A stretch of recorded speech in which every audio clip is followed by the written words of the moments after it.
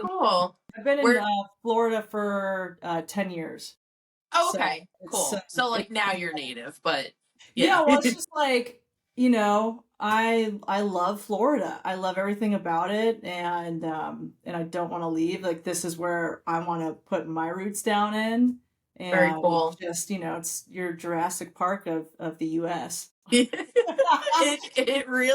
really is, Yeah, right? yeah, Now with all the exotic animals being released, it's unfortunately, into it's so the wild. Florida ecosystem, it Yeah. really is like a Jurassic Park. I know, it's so wild, and it's just like the deeper you get into stuff, and the film, me being a wildlife biologist is completely opposite of how people film with wildlife. So it's like, for me out in the field, it's like you want to keep as much distance from these animals as you can, not to cause stress and all these other things. And then Right. it's like, for filming, it's like, all right, we need hands-on animal, and it's like, oh my God. But the more you get into the filming aspect of it, you really see all the behind the scenes stuff that you're like, that's not okay, or like, didn't know this existed in Right. Florida. And so it's like, the more I dive into the filming aspect of it, there's other things that scare me as a wildlife biologist, and I'm like, oh my God, I didn't even know this existed out here. Or like, we Right. need tougher laws, or tougher regulations for stuff. And so yeah, it's definitely difficult to go through the filming part, and seeing that kind of Yeah, like the side. ethics portion Yeah, of it, exactly, to try yeah, to like, because I feel like your inner self is like, no, we gotta like, treat the animals with respect and like give yeah. distance. It's amazing. Like, just I was down in North Carolina recently with my friend Aspen. She's a wildlife photographer and guide Oh, down there, pretty spot. and she's awesome. And she was so kind to take me around.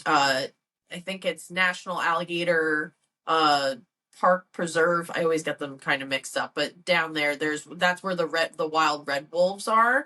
I was Oh lucky enough to wow, be able to get to see one very far off in the that's distance, but lucky cool. enough anyway. But we saw a couple of black bears, and I'm from Long Island, so I was just very excited to be able to see any wildlife at all. Yeah. It's very scarce up here.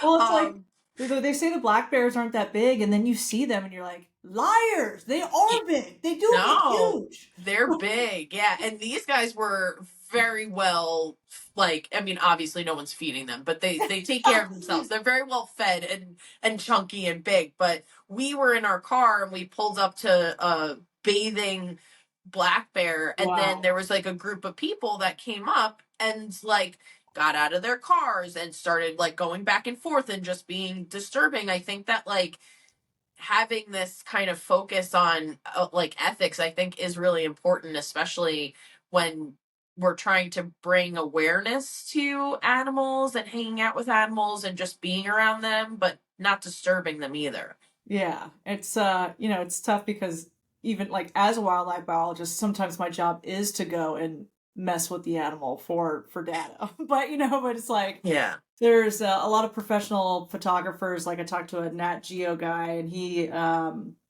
was like, you can tell, if you're in this field, you can tell if somebody's posed an animal. There's no Mm, way in hell yeah. you can get certain shots of certain animals, and you're like, that motherfucker put his hands on that animal and placed it there with this pretty flower behind it. So it's like, Yeah. Yep.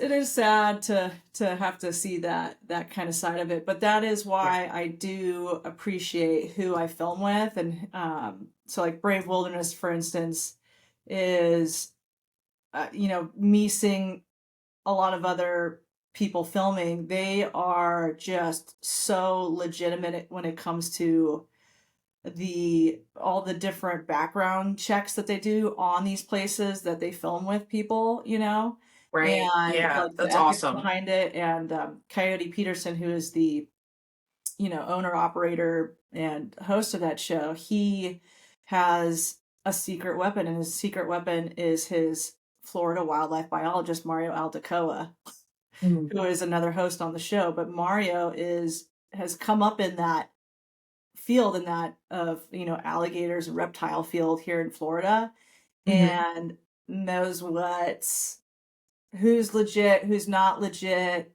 the Yeah. signs to look for if there's, abuse happening to animals behind the scenes and all that kind of stuff. So, and then there's the whole educational aspect of it, which is really great too. But believe me, like, I would say a majority of the stuff that you see on TV is no bueno, or on Right. YouTube or on people's Instagrams.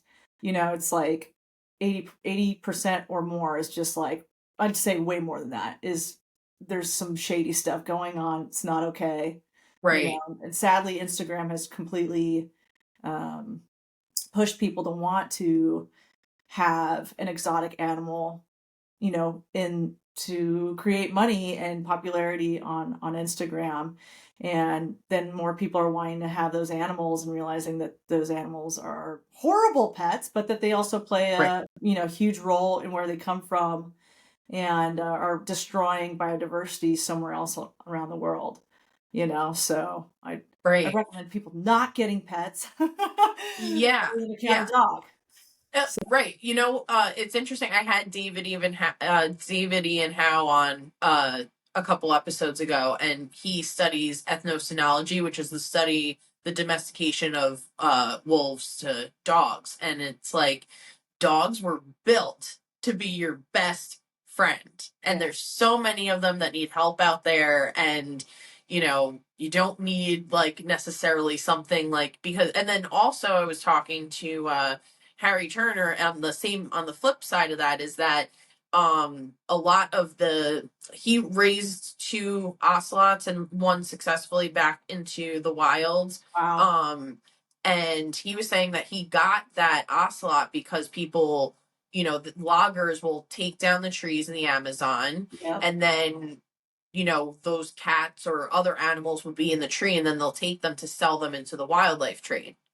So like that's another portion of that. Um that like there's like two spectrum ends of that. Like dogs are made to be like your best friend, or there's other animals that are really great. And then there's other animals that I just feel like are probably best left wild because they are so unhandleable, and like leave them, and like sanctuaries are already like overrun, and it's hard to yeah, like even place those animals. So if you really like love an animal, like love it for its wildness, what it is, like that's why I respect wildlife photographers or filmmakers, just like being able to bring awareness and like take like a little snapshot, and they're not taking anything like away, just right, the imagery from right, that place. yeah. And it's Yeah. like, to get certain shots, people got to spend months or weeks at a look. Yeah. You usually don't get your star animal right away, which Right. is most of the time, or the moment you pull out your camera, sucker's gone. So that's usually the case. So it's like, it's luck and it's consistency Right. about being somewhere. But that's definitely different when it comes to, but like, filming with wildlife, it's like you're reaching out to these people that know those areas really well, and are going to be, you're not always going to be guaranteed that there's going to be that star animal there. Right. And that's where wildlife sanctuaries and rescues come in, to try and highlight those places. But again, like I said, a good chunk of these places are not legitimate. So, Yeah. and Yeah.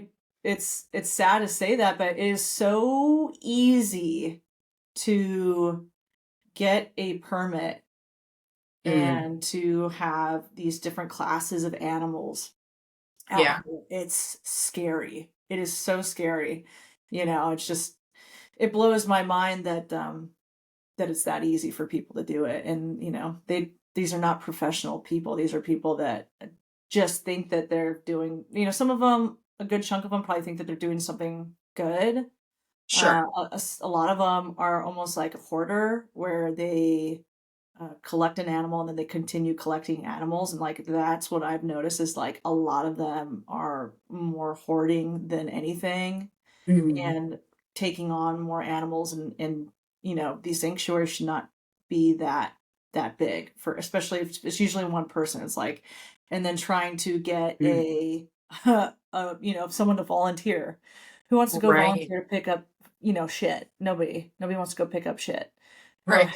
hack up more body parts of another animal to feed to animals. You know, To and so it's like animals, it's yeah. not a sexy job, No. you know, wildlife rescue Yeah. or having a sanctuary. And so them trying to find people and keep people, and so it's, you know, Right. It's hard. What yeah. is like how would you say, like, as somebody that's just like watching on the internet, like what are some things that like maybe you could like recommend that people could like pick up on or like see if somebody's not like, can you see it like on the other end, or you think that people edited it out pretty well? I think they I would say they edited it out pretty good, but you Yeah. know, I mean, people dressing animals up and stuff like that. I mean, you That's know, pretty I odd. think Right. Some that, things are yeah. yeah, I think the less, um, you know, I think the less touching of these animals, the better. I mean, it really just depends on, um, you know, if they have enough large space and stuff like that. So like my friend here in the Florida Keys, she's got a fox rescue. It's fur farm foxes. They're never gonna go back out into the wild. They're You yeah, they're know, and like so halfway domesticated, yeah, right? Like and so yeah. she's, you know, she's nurturing and, you know, touching them, and you know, they're going through all, they get like what is it called when you put the needles in your, you know, Oh, acupuncture, they right? get, they're Yeah. like the most spoiled animals. I love it. It's great. Aw. Because they were so traumatized. But like Yeah. for people that have animals, you know, in these sanctuary, like the space is really big and important. And you know, no, if there should not be more breeding going on, and a lot of these people are not fixing these animals. So if you're seeing like a lot of baby animals coming into these Mm, places, you know, are they breeding them? And, you know, how are they acquiring these animals right. is a big one. So, I mean, it's really hard if you're not in the field, it's really hard To to see that. But, you know, like yeah.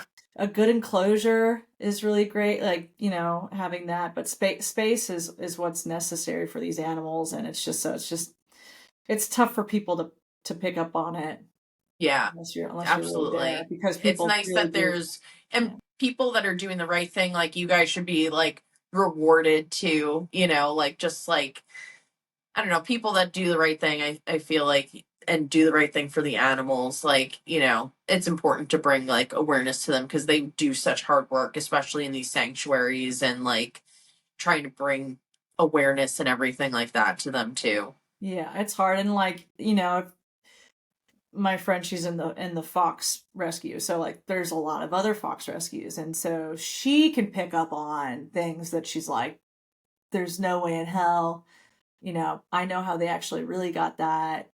Right. You know, and it's like if you it's like if there's different places in, like, I think Oklahoma, Ohio, all these places where there's these huge sales going on of exotic animals. Um, and you know, if those people are showing up to those places to Yeah. get their rescues, you know what I mean? So it's like a Right. lot of these people say that they're rescues, but they're not Mm, rescues, and yeah. they've bought these animals. Yeah. So yeah, it's just tough to pick on up on it. But the main thing is to really change some laws and regulations on how easy it is to get some of those permits. Yeah, because I Yeah. also feel like it's an inevitability for how dangerous that animal can be. Like it depends on the animal, right? But like there's a huge portion of lions and tigers, like big cats, in captivity in the United States. And there's less than how many of them I don't know, but like there's like not a big amount of them in the wild. And like I just feel like, and especially with other smaller breeds like ocelots or other things, I'm sure I'm like not like, just don't know off the top of my head. But they're suffering in their, like you were saying before, in their native countries, and then to be selling them, and then they're not even going to the right space. They're missing from their ecosystem. Yeah. I Um, mean, I it's playing a yeah, huge role. They might have been feeding something else, or their poop helped a beetle. You know what I mean? Like right, the yeah, beetle can't make, nice soil for the plants, and so, or that, so it's like it's this huge chain of events that happens the moment you remove that animal. If you start removing like keystone species or umbrella species or anything like that, then there, that food chain really falls, and that just that biodiversity of everything, plants, animals, all of that kind of stuff starts to break down, which is super sad. And yeah, then, the exotic, and then bringing exotic species here in Florida, the Burmese python uh, has devastated, yeah, devastated South Florida. It is so bad because they're such great mothers, uh, that they stay with these huge clutches of eggs that they have, but they eat everything under the sun. They eat mm, everything under the sun. right, And, people don't think that other snake species are at risk, or, what I mean? But it's like they are everything. They eat everything. yeah. Like So I know it's it's sad, sad. and it's like Florida's ecosystem is just like devastated.